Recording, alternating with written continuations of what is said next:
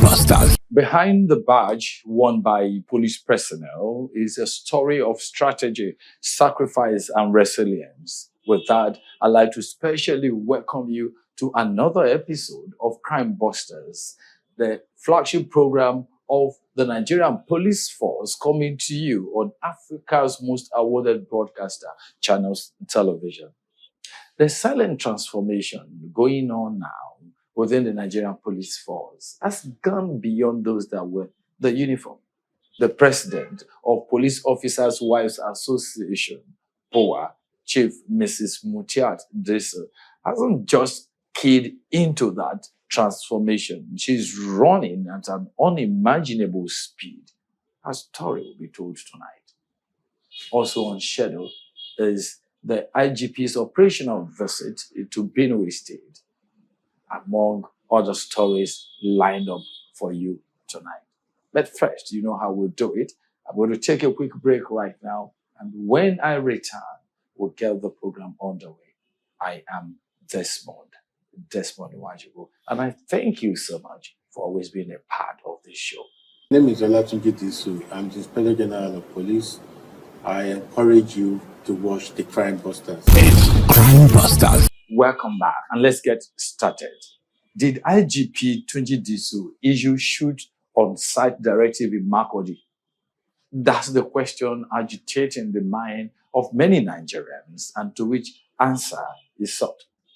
So tonight, we bring you the facts from IGP Olatunji Disu's high-stake operational visit to Benue State, where he addresses personnel on Order 237, declared crackdown on illegal firearms, and a 14-day tactical operation set to restore peace and security to the state.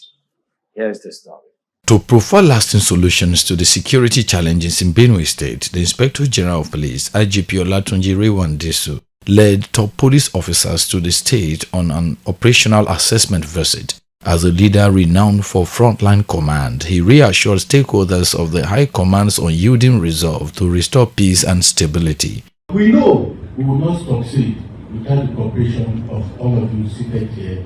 I'm aware all the stakeholders who are capable of bringing peace to this state are sitting here. And by the grace of God, I do not want to leave this state today without bringing solution to the problem we have at hand.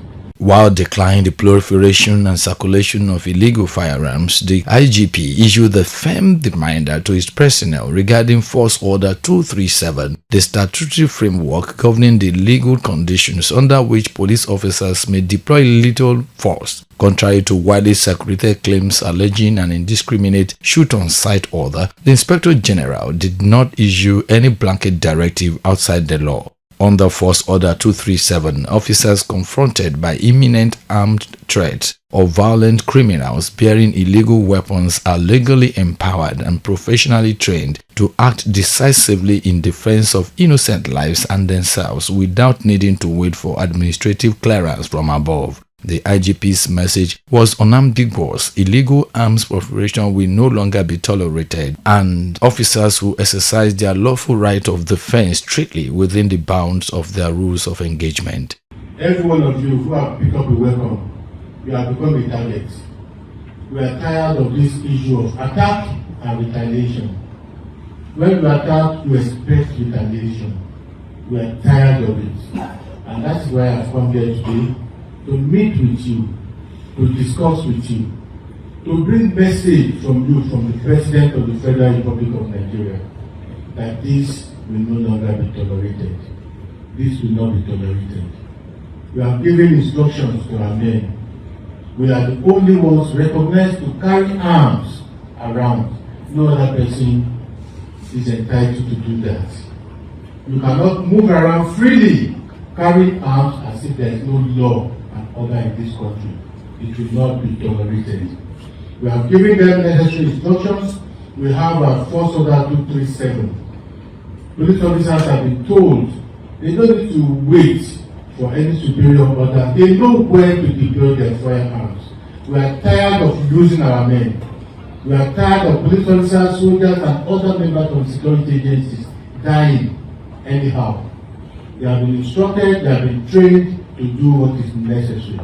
Behind the trending misinformation was a deeply strategic mission aimed at bringing lasting peace to a state weary of violence. Beyond clarifying the rules of engagement, the IGP announced a special 14-day clearance operation targeting 14 identified criminal flashpoints across Benue State. The exercise aims to flush out bandits, dismantle kidnapping cells, and recover illegal firearms from non-state actors. Crucially, the police chief emphasized that operations will be intelligence-driven to safeguard law-abiding citizens, urging community members and youth to partner with law enforcement rather than take the laws into their own hands. The message from Makurdi was clear: not an order for lawlessness, but a firm reassertion of the rule of law under Force Order 237.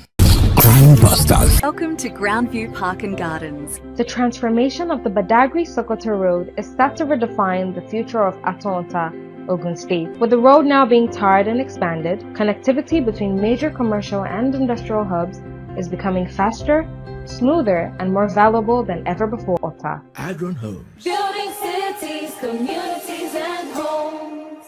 It's Crime Busters. When a police personnel steps onto the front line, the stability of the home front means everything. I repeat, everything to him. Tonight, Crime Busters examined how POWA President Chief Mrs. Mutiat Disu is using her background as a professional medical practitioner to bring unprecedented structure, dignity, and psychological support to police families nationwide. From unscheduled visits to the quarters of junior officers to major educational sponsorship, this is the story of how resilience and compassion are strengthening the Nigerian police force from within. Take a look.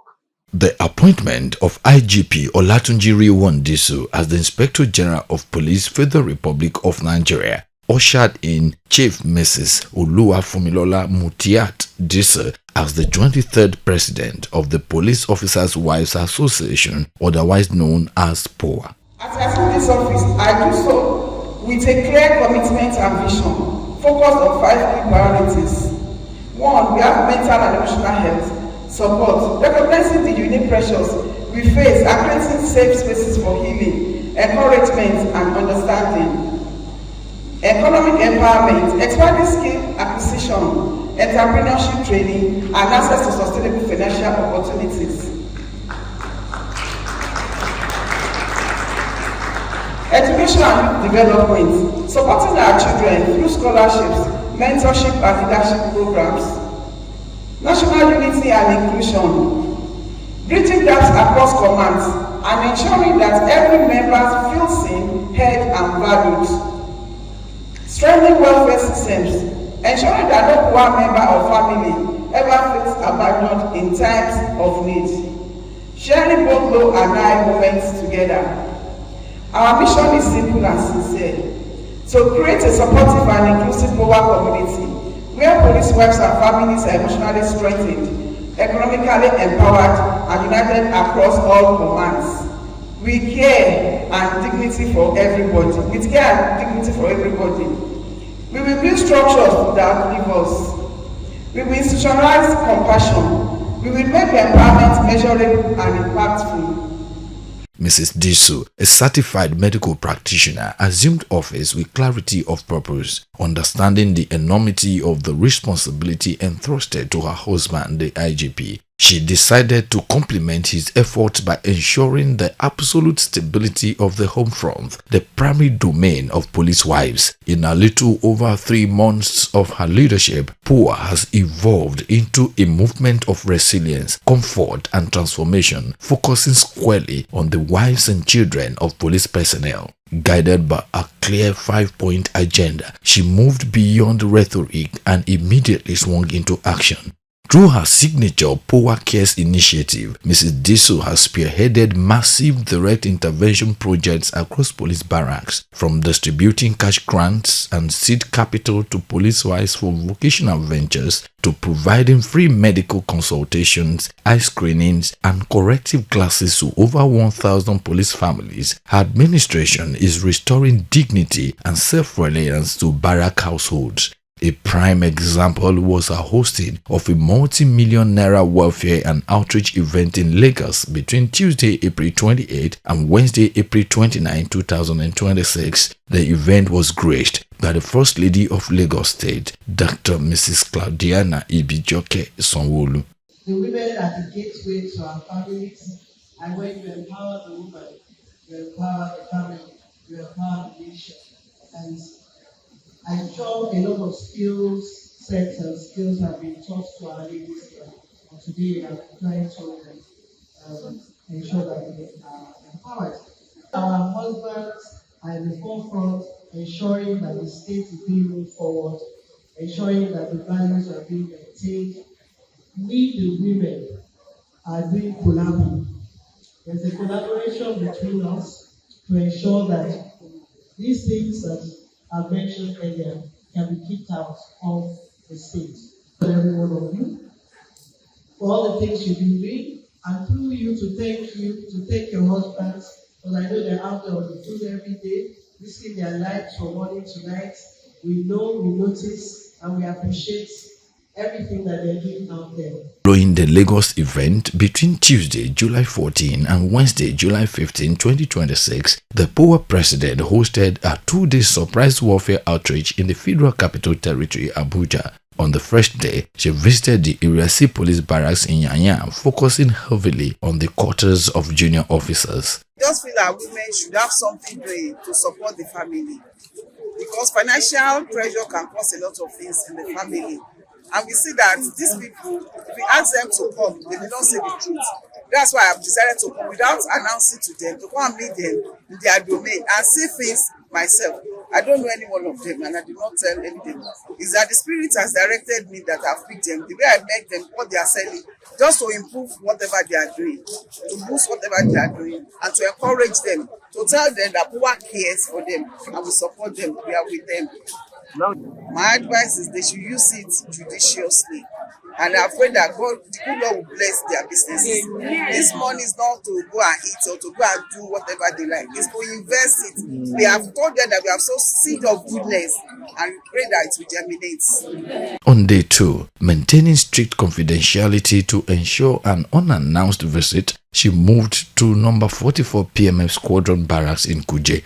During this visit, she handed direct financial grants to widows of fallen officers to support their households. She also provided funding and essential trading tools to women operating small market stores within the barracks to boost economic self-reliance. Demonstrating deep concern for family welfare, Mrs. Disu equally distributed staple food items including bags of rice to serving personnel families to ease cost of living burdens.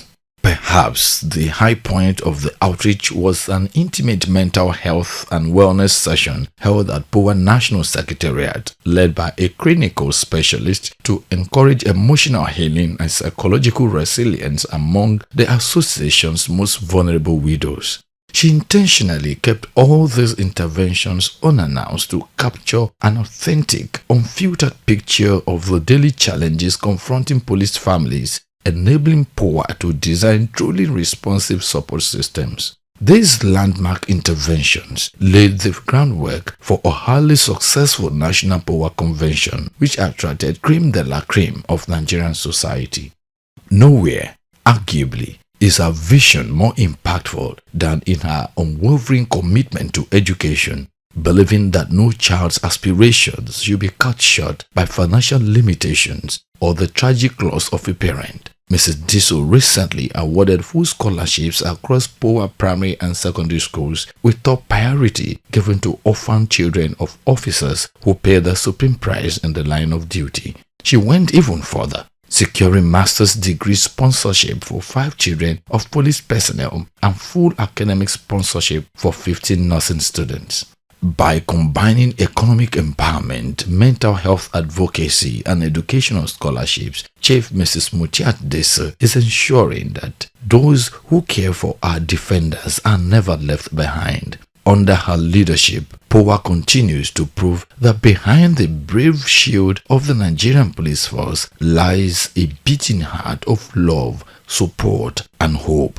In an exclusive interview with Crime Busters, the POWA president, Mrs. Olufumilola Mutiat Disu, spoke further on the achievements and other initiatives. You came with a clear-cut idea of the things you intend to put in place.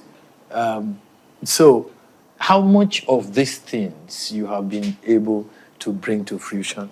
To the glory of Almighty Allah, I can say we've been able to touch all the 5 agenda I came in with, because we talked about mental and physical health, so which we've been able to accomplish under the POWA Care Initiative, Nursing Police Families, because we started from Abuja here when we had Police Week.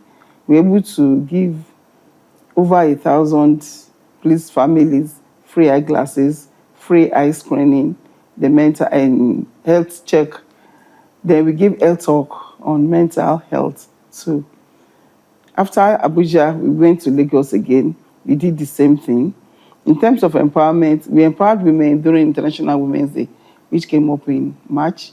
And when we went to Lagos too for POWA Care, we were able to empower some people. We gave over 200 women 50,000 naira grants. We gave them transportation form of cowrie carts. Then in terms of education and leadership training for our children, we're able to give about 10 nursing student scholarship in Lagos State.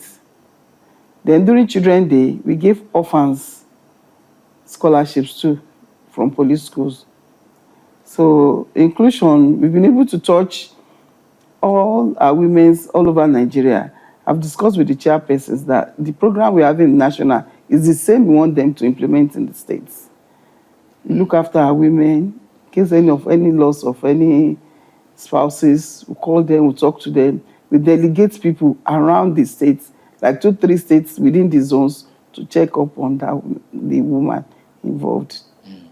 Now, let's look at mental health. Why do you so consider it important as to be a part of your agenda? Because I know it has been neglected for so long. Considering the nature of the job of our husbands, their mental health is very important. Because behind those uniform women, there are another uniform, unseen uniform behind them, which are the women that are keeping the home fronts. And if the husband is not fine, the wife cannot be fine. If the family is not fine, the husband cannot be fine. Here is a woman that is not even sure the husband that has gone to work will come back safely. So we need that. We need to talk to ourselves about mental health. Some people are even going through a lot of challenges. They don't have anybody to speak with. But with this mental health, introducing them to people that they can talk to, opening channel for them in POWA. I've told the chairpersons to create desk in each of the states where people that have challenges can walk in and talk. Some people are going through abusive marriages. They cannot go to police stations because when you get there, even the man you are meeting on the counter, you don't know, maybe he too is an abuser. So when your mouth is too sharp, why won't your husband beat you? So, but when you go to a woman like you and explain, if the chairpersons cannot handle it, then they will refer it to the CP of the state, who will call the husbands to order. You also mentioned the issue of empowerment. That also resonates with me because you're apparently trying to address the poverty level within POWA. How correct am I? Very, very correct. Very, very correct. Because we know that financial independence causes a lot of problem, a lot of pressure on the husbands. If you ever have something, however little, to support the family, it has taken a little bit of pressure off the man. The last project you carried out was discreet. Yes. Until the last minute. Why? Because I was told before now that they do organize themselves. It's the same people that have been benefiting from that empowerment, and I don't want that. I don't want any organized, prepared thing. I want to go there and meet them, see things myself, have the first-hand information, I know how to deal with it. And I'm really very glad I did. Because what I saw can better be imagined. How many states have you visited so far? And is there any plan to expand the scope? Yes, please. There's plan to expand the scope. We have been able to do FCT and Lagos State with the help of Governor Babajide Sanwo-Olu and his beautiful wife, Dr. Ibijoke Sanwo-Olu. So we'll be imploring other state governors to assist us, and we are looking at corporate bodies for their assistance too, in order to touch all other states, something we sincerely wish to take to other states. I heard that you're also driving scholarship for children of the police. Yes, how true is that? Well, I'm happy to inform you that recently, with the collaboration of NDDC, we have been able to secure a scholarship for 5 of our police children for their master's degree in the United Kingdom, worth of about $200,000. And then we are in talk with private university owners for scholarships too for police children. Without making you a judge in your own case, so far in about 3 months or a little more, to what extent would you say you are impressed with the performances of the IGP? I don't know if I say anything, they might be saying because it's my husband, but I know he has done so well. From the feedback we are getting from people, because if you are in a position, you may not know how well or bad you are doing, but from what people are saying, you know that he has done so well. I know he's a workaholic because all the effect is coming on the family. No sleep, no time, no nothing. Everything that concerns him is how to get things done. I can remember during the captivity of those children kidnapped in Oyo, if you tell us, let us these children. They even called him that they wanted to give me an award. He said, I don't deserve any award. I've not done anything. Some children are in captivity, they've kidnapped, they have not been able to bring them out. So when I deserve an award, I will let you know I don't deserve any award now. So he places his job first before anything. And we all know that. Fantastic. All police officers are men now. So what's your word for them? As it pertains to your members, their wives. I would like to tell them to appreciate their wives, love their wives, and look after their own health too. Because most of our men, they don't believe anything is wrong with them. They believe they are strong. If you ask them to check their blood pressure, they don't want to check their blood pressure. If they discover they have sugar, they don't want to take medications. They believe, oh, it has gone. It's because I drank coke yesterday. And so they should look after their health and show more love to their wife and their children.